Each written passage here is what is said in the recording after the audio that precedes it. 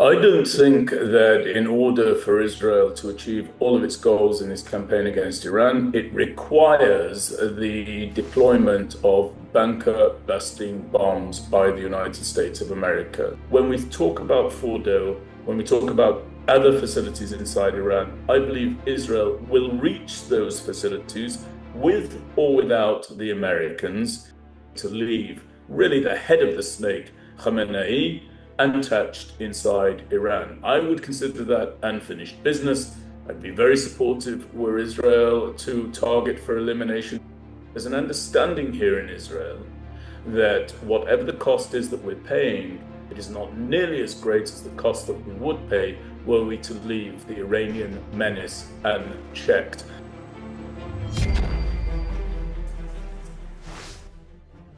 Based on the fact that there's a substantial chance of negotiations that may or may not take place with Iran in the near future, I will make my decision whether or not to go within the next 2 weeks. That's a quote directly from the president. That announcement by President Trump should not in any way, shape, or form be an impediment to the continued progress that the Israel Defense Forces is demonstrating over the skies of Tehran and the broader country of Iran.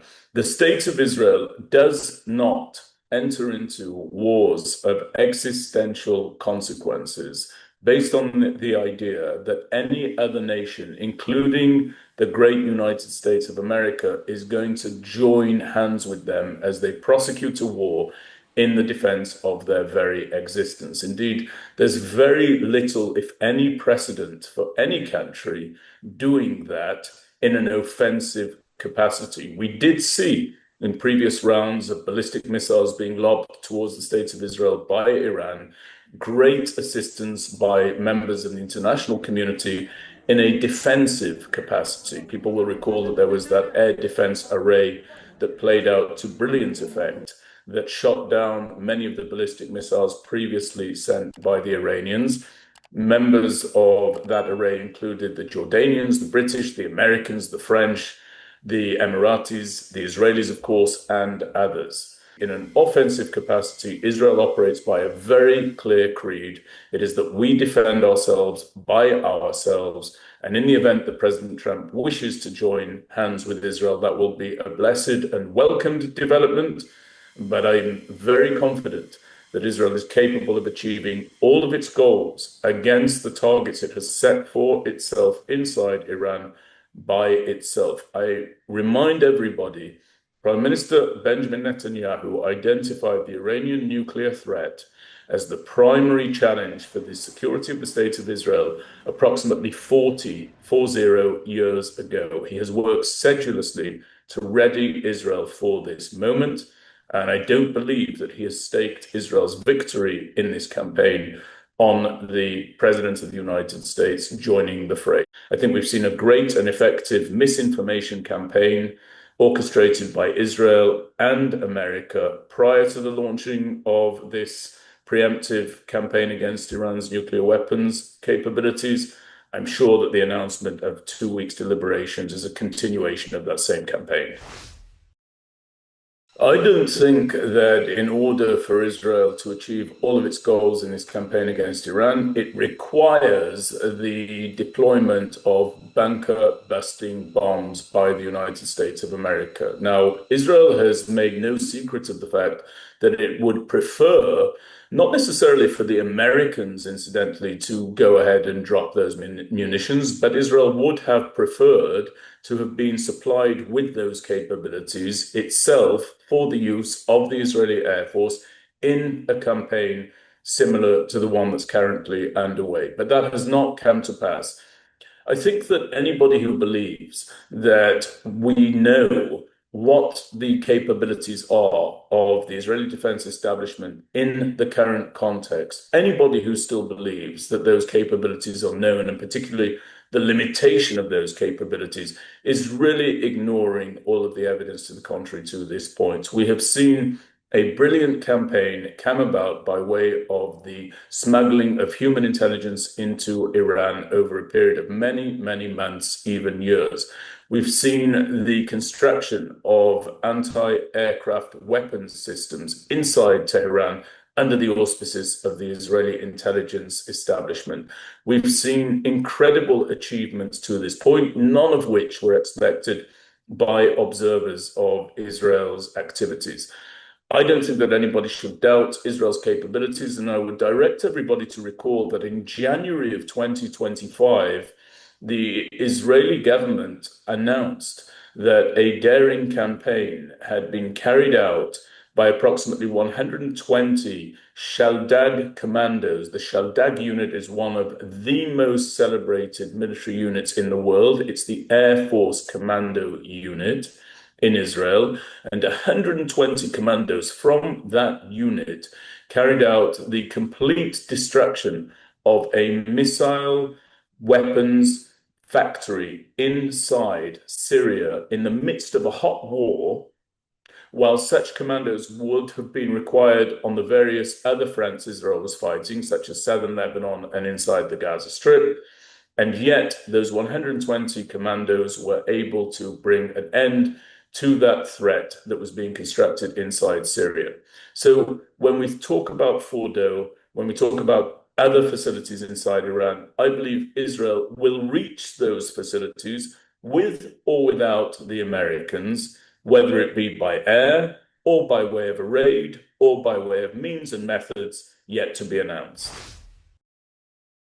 I think that the greatest success of Operation Rising Lion to this point is the clear announcement to the world, and particularly to enemies of the State of Israel, that the State of Israel will not wait for its enemies any longer in a post-October 7th reality to launch attacks against our people. The notion that Israel was on the ropes was one that spread throughout the international community after Hamas's massacre from the Gaza Strip into southern Israel. Israel was in desperate need of the rehabilitation of its reputation as a regional powerhouse, a regional superpower here in the Middle East. That reputation has been restored now.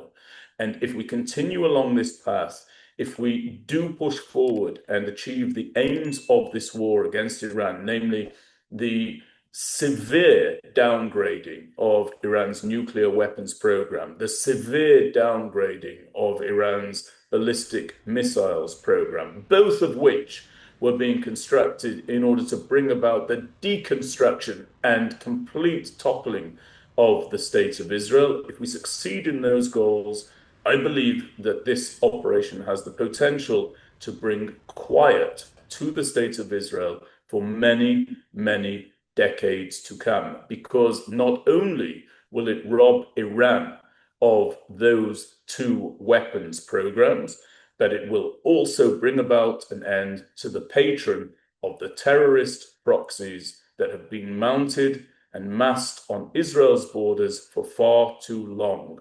Those terrorist proxies of Iran include Hezbollah in southern Lebanon, and of course Hamas, Palestinian Islamic Jihad, and others inside the Gaza Strip. I think that the elimination of Ali Khamenei is a very virtuous goal of this war. I will say that I don't believe that it has been affixed as a war aim per se, despite statements made by Defense Minister Katz here in Israel in the shadow of the missile attack on Soroka Hospital in Beersheba. But were Israel to eliminate Khamenei, that would be a continuation of a policy of targeted eliminations that we have seen take place inside the Gaza Strip. People will remember that Israel targeted for elimination Mohammed Deif, who was the military mastermind of Hamas's terror army. It then proceeded to take out Yahya Sinwar, who was the head of Hamas inside the Gaza Strip.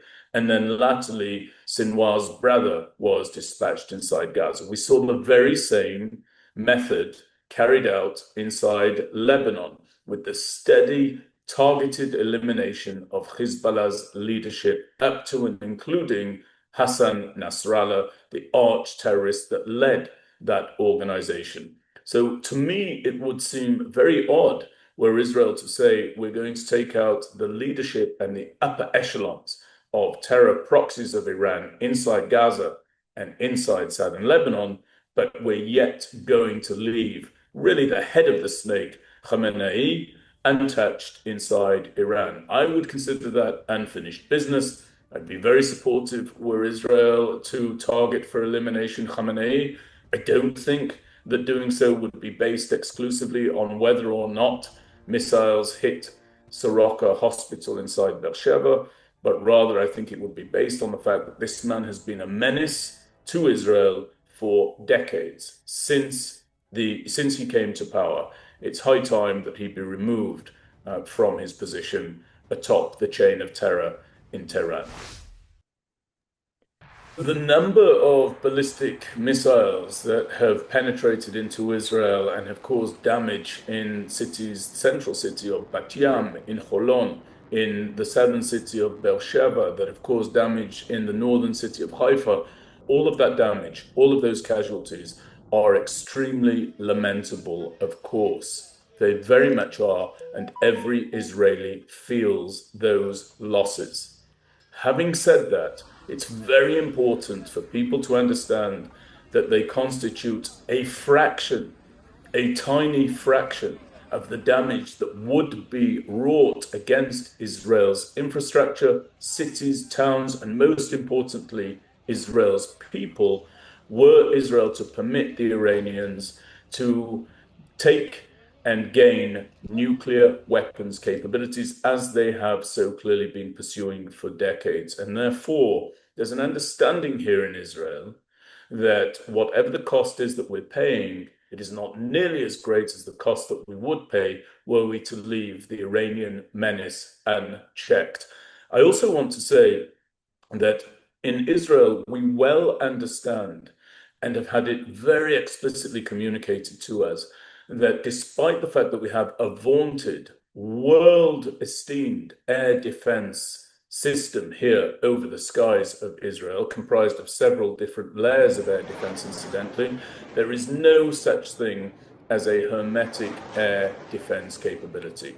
And that is why our government, both the governments today and governments past, have invested in precisely a capability that Hamas never afforded to the Gazans inside the Gaza Strip, Hezbollah never afforded to the Lebanese inside southern Lebanon, and Iran never afforded to the Iranian people who we now see fleeing cities such as Tehran in their droves. And what I'm referring to is passive defense. Passive defense is the most important lifesaver here in Israel. In Israel, the vast majority of homes, the vast majority of public areas, they have within them shelters that are constructed precisely to preserve life in the event of a direct hit by enemy munitions. Those shelters are in every school, they are adjacent to every playground, they are close by to every city municipal facility, and they are in many, many apartments. And as long as Israelis obey the early warning sirens that are distributed by the Home Front Command that warn with about 15 to 20 minutes of advance warning of an incoming munition from Iran, as long as Israelis heed those warnings, go to those shelters and hunker down until the threat passes, we're going to continue to see Israel emerge alive, well, and safe once these guns fall silent. If you've enjoyed this video, please give it a like and make sure you check out the MirYam Institute YouTube channel, where you'll find more analysis, podcasts, and incredible footage. If you want to see our very latest content, do not forget to hit the subscribe button so you'll automatically get our notifications. And remember, we want to know what you think and the questions you want answered. So please let us know in the comments section, and we'll see you next time.